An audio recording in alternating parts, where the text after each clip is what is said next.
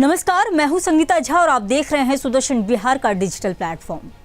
बिहार की धरती पर अगर सबसे ज्यादा कोई चीज परिवारों को तोड़ रही है, रिश्तों में दरार डाल रही है और कई बार खून खराबे तक की नौबत ला रही है, तो वो है जमीन का विवाद।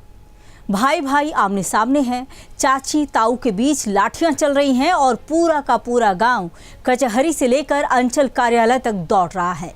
लेकिन अब इसी व्यवस्था को बदलने के लिए बिहार सरकार ने बड़ा एक्शन मोड अपना लिया है।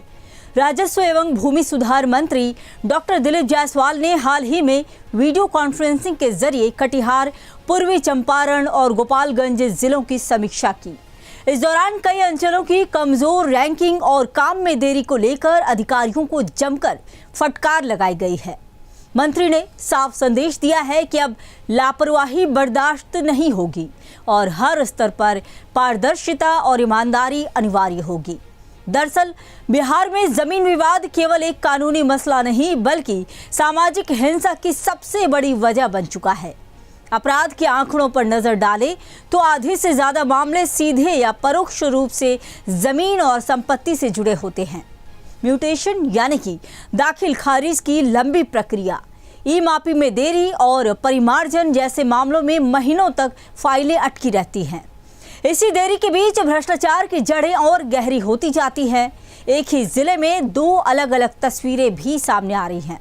गोपालगंज में जहां थावे अंचल को टॉप रैंक मिली है, वहीं विजयपुर अंचल जैसी जगहें बेहद ही पीछे हैं। सवाल यही है कि क्या अब नियम और सिस्टम एक हैं, तो प्रदर्शन में इतना बड़ा अंतर क्यों? यही प्रशासनिक लापरवाही सिस्टम पर सवाल खड़े करती हैं। सरकार ने अब बड़ा कदम उठाते हुए ऑनलाइन सिस्टम को पूरी तरह मजबूत करने की दिशा में काम तेज कर दिया है। ऑफलाइन मापी व्यवस्था को खत्म कर ई मापी को अनिवार्य किया जा रहा है ताकि धांधली और रिश्वतखोरी पर रोक लगाई जा सके।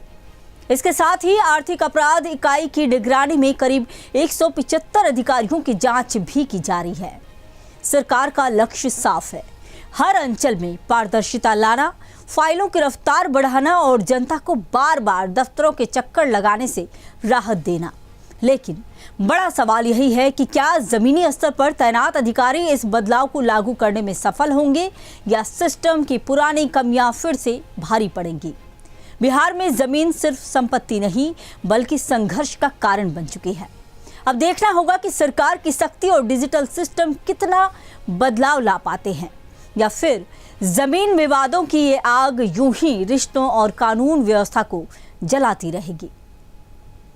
इसी तरह की खबरों के लिए बने रहिए सुदर्शन बिहार के साथ।